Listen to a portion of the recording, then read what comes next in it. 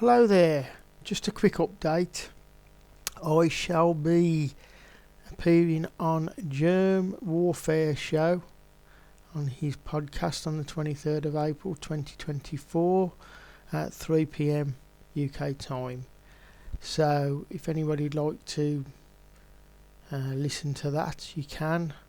I'm not sure if you have to sign up or anything like that. I haven't checked that out. I believe it will be replayed at some point, but if you go to my blog, you'll see his website there, and you can go to that and check that out. So it's worth a quick look and to see what he's doing. So I just want to do a quick update on some of the evidence that I spoke about last week with the 4 flights. I just want to go over some of it quickly. I'm not going to hang around too much with this because I want to get through it, and it's official evidence and some other sources in there as well. I shall be writing this up and putting all the links in for anybody that might want to download it and use it, so that might be worth a look later on. So I'll just kick off with this. So American Airlines, so it's touching on the emergency locator transmitters again. So none were activated at the time of the crash into the North Tower, which is very strange. An ELT though was reported by the pilot of US583 to the air traffic control at 8:44. Now, as I picked up last week, some people have tried to distort that time, but because of chitter chatter on other air traffic control at 8:57, but the original report came from the pilot of US 583 at 8:44, which is 2 minutes before flight 11 crashed at 8:46.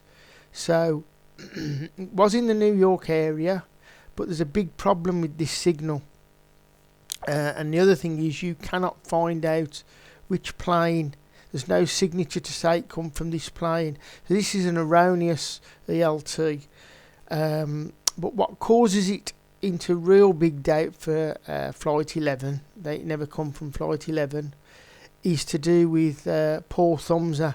Now, he's the experienced pilot I spoke about and radar operator and trainer on 9/11, who was interviewed by the FBI investigation team, and his account was, well, his expert account was published in the 9/11 Commission documents and released in 2009 under the Freedom of Information Act, I believe. Now, according to Paul Thumser, you cannot activate manually a ELT in a Boeing 767. Now, American Flight 11 was a Boeing 767. Impossible to activate it by the pilot. Okay, so that is on record. The other thing is, would we really truly believe if an ELT went off before the crash, let's say, if it was possible, would a hijacker really be bothered to do that? A suicide hijacker be bothered to activate an ELT? I don't think so. And judging by their standards, would they, to do with the planes, would they even know how to do it? So that's just something to think about. But what that evidence is telling us is, and it's official evidence, no ELT.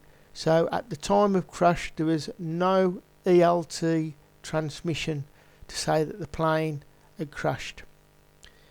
Now, just moving on, the reason why, according to NORAD tapes, why there was no ELT. Can we draw this conclusion, because this is on record on the NORAD tapes, because AA11 was reported as still being airborne after 9 o'clock. Now that is 14 minutes after 9 o'clock. Sorry, that's 14 minutes after it allegedly crashed at 8:46. So this was around 9:10, I think, this report come in on the communications. Again, if that plane is still airborne, you wouldn't have any NLT activated, would you? You wouldn't have an ELT activated if that plane is in a different location and still airborne. Apparently, from the communications on the NORAD official recordings, Flight 11 was heading towards Washington. They gave a latitude and longitude coordinates for Flight 11, and it places it 5.77 miles past the North Tower. This is also confirmed with Flight 11's tail number, which was given, which is in relation to the plane. So some very damning pieces of evidence there to suggest that the plane that we were told was nowhere near the South Tower. And secondly, we have no ELT official evidence to even say that an ELT of a crash happening with that plane. So very strange, but that's official evidence. So if people want to try and debunk that, please debunk it. Provide me some official evidence of an ELT going off at the time of the actual crash, which it should have done. Okay, let's move on. We've got United Airlines Flight 175. So we were told that, by the way, that United Airlines took off, 175 took off at 8:14 in the official narrative. However, the Bureau of Transportation Statistics show that Flight 175 took off at 8:23. Again, this is another discrepancy and anomaly. This can be explained, but I'm not going to explain it in this presentation. I'm just pointing out that anomaly for now. Again, with AA11, there was no ELT activated at the time of the crash at 9:03. However, the same pilot of US 583, he reported the previous ELT as well. So he reported this second ELT at 8:58, which is 4 minutes too early before Flight 175 crashed. So at 9:03. Again, the pilot reported he had heard another faint ELT. However, as with 11, being a Boeing 767 aircraft, Flight 175 is also a Boeing 767 aircraft, which makes it unable to be an ELT to be manually activated by a pilot. So, again, damning evidence. And also, even if you could activate the ELT, are we really to believe these suicide hijackers, alleged hijackers, would be looking to activate an ELT? I'll leave that one for you to decide on that one. So, also with Flight 175, we got some telemetry data called the Addressing and Reporting System data, ACARS. So it's Aircraft Communications Addressing and Reporting System, and its acronym is ACARS. So messages sent to the plane, which were received by the plane. So we got messages being sent and received. So the ground station locations to which the ACARS messages were sent from the ground stations, they show that the plane was over Pittsburgh and Harrisburg, which is nowhere near New York at the time of the crash.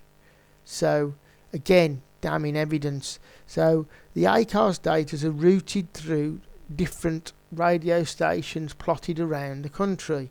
Now they will get routed through, so if the plane's over, let's say near Pittsburgh, they will route it through to the nearest station in that 200 mile radius, I believe. So and Pittsburgh was in there, and Harrisburg, which are nowhere near New York. So this is official telemetry data, again, that was released under the Freedom of Information Act. This data was not readily available until I think it was 2009, around that time. So this proves that Flight 175 was still airborne, which again explains why there was no ELT at the time of the crash, because the plane was in a different location. It didn't crash. And apparently, even more anomalous piece of evidence that was happening was long after the crash, which was captured on MSNBC News at 10:25, was when they had Flight Explorer. Now, Flight Explorer is a real-time software program which operates in conjunction with the FAA, and it showed Flight 175 over Connecticut. Now, this is at 10:25 a.m. So just to add, Flight 175 appeared to be flying in the direction back to Boston Airport. This is at 10:25. So we have the plane still airborne, which seems to indicate and explain why we have no ELT at the South Tower incident. So let's just move on. American Airlines Flight 77.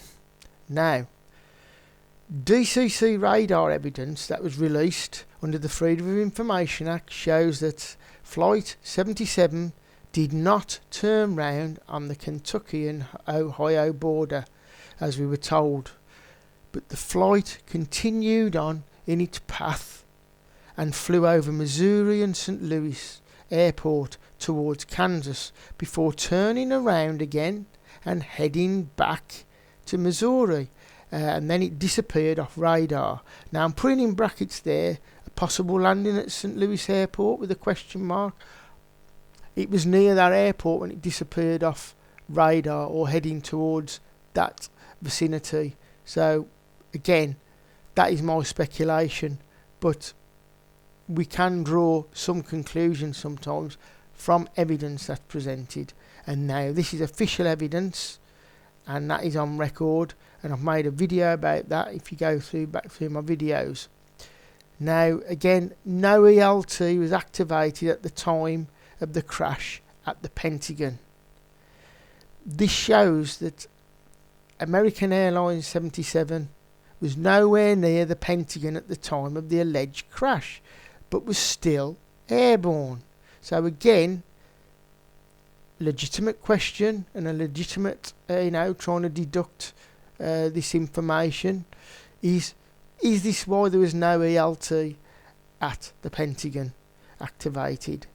Well, if the plane's still airborne and flying around, that would make sense why there was no ELT.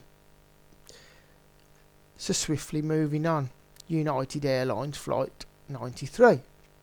Again, we were told that Flight 93 took off at 8:42 a.m. in the Bureau of Transportation Statistics, BTS. It logged that Flight 93 as taking off at 8:28 a.m. and not 8:42. So this evidence is very, very confusing. However, I will be doing another video about that evidence and how that makes sense with the evidence that we've got, especially with Flight 93. It's very, in particular, strong evidence suggesting there possibly was duplicate flights of the same name and number. So official evidence also shows that Flight 93 was still airborne according to ACARS data. This is the addressing system again, which shows through radio ground stations that United 93 was flying over Champaign, Illinois, near Chicago, which is well over 500 miles away from Pittsburgh. This is also corroborated by Colonel Marr, who said Flight 93 was circling over Chicago. So we have a colonel on record in documents saying that very statement there. It was flying over, it was circling around Chicago. Another strange anomaly is the air traffic control last coordinates. It places United 93 15 miles past the crash site in Shanksville, proving that it could not have crashed at the site. Also, how could United 93 be over Champaign, Illinois at the same time when it's 15 miles past the crash site in Pittsburgh, in Shanksville? So, again, this is really conflicting official evidence. We can ask the questions, how can you have two planes identifying themselves in two different locations? I will cover that in another video and possibly be on BitChute instead. I can talk more freely about what is actually at play here. So the other thing is, according to Linda Justice, on the communications recordings, Flight 93 was flashing over Hagerstown. Now Hagerstown is 65 miles past the crash site in Shanksville. So how can this be? How can Flight 93 be 67 miles past the crash site? We've already had it 15 miles past the crash site from the last coordinates they gave. Now we've got it flashing over Hagerstown, which is 67 miles past the crash site. Very, very strange. Now, another piece of evidence that is damning, again, is that Flight 93 was obviously still airborne, but it was also shown on Flight Aware as having landed at Reagan National Airport at 10:28. So, according to the Commission investigation files, Flight 93 requested a flight plan to Hagerstown, which was changed to Reagan National Airport. According to many mainstream sources, Flight 93 filed a new flight plan from the plane with its destination Reagan National Airport, with an estimated time of arrival of 10:28. Now, the 9/11 Commission tried to play down this change of flight plan, but it was widely reported and also contradicted the 9/11 Commission investigation files, where they was made to say it was the hijackers that changed the flight plan, but failed because the alleged hijackers radioed the wrong sector. So the flight plan failed, which was the sector was out of range apparently to do with the radios. Now, Linda Justice also claims she pushed through the Reagan National Flight Plan as a best guess. Now, this cannot be wholly correct, but I'm just going to explain now and ask this question. How did Linda Justice know she was tracking Flight 93? Because there wouldn't have been any data block to identify that plane. The transponder's switched off. There's no data block, essentially. So Linda Justice's account is very contradictory, because she also said, as I said earlier, Flight 93 was flashing over Hagerstown. Now, again, how did she identify that Flight 93 was flashing over Hagerstown if the transponder was switched off or the plane had already crashed? That would have been impossible. So that's telling me from that evidence that the plane was still airborne and was still being ID'd at that point if she seen the plane flashing over Hagerstown. Again, that was 67 miles past the crash site in Pittsburgh. So, just to conclude, I've gone through that fairly quickly, hopefully. So as we learn from much of the official evidence, none of the four planes crashed at the named targets on 9/11. This is what it appears when you read this official evidence. So I'm questioning this, and I'm obviously being very tame with what I can say on YouTube, but this is what the evidence, and it's official evidence, is showing. So as confirmed by the NTSB final report, none of the four planes activated an ELT, meaning the evidence is conclusive. None of the named planes couldn't have crashed on 9/11 because there was no ELTs for any of them planes that allegedly crashed. That's just putting that forward, you know, based on the lack of ELTs. So then we move, just to discuss quickly as I end here, we've got the seismic evidence for the Pentagon and Shanksville. Also proves this, along with strange anomalous seismic readings for both the WTC towers, along with fluctuations in the Earth's magnetic field at all 4 plane events on 9/11. So I don't know what can cause the Earth's magnetic field to fluctuate 4 times when alleged planes crashed. Okay, I cannot express that thought here. You'll have to go to my BitChute channel where I can talk a bit more freely. I've said what I can sort of say here, and I can only go as far, but I've presented some of the official evidence there and tried to break it down for everybody so that they can familiarise themselves with a lot of this evidence, which seems to be overlooked by a lot of researchers over the years, or it's very fragmented. I'm not saying, you know, I've found everything out here. I've gleaned a lot of this from different researchers as well and brought it all together. But just to say, this does paint a picture of what really happened with the planes. I cannot discuss that here. I will be covering it one day in a video, because there's a lot more evidence to add to this, which really does paint the picture of what happened with the planes on 9/11, and it also indicates what was done on 9/11 as well and carried out regarding these 4 events.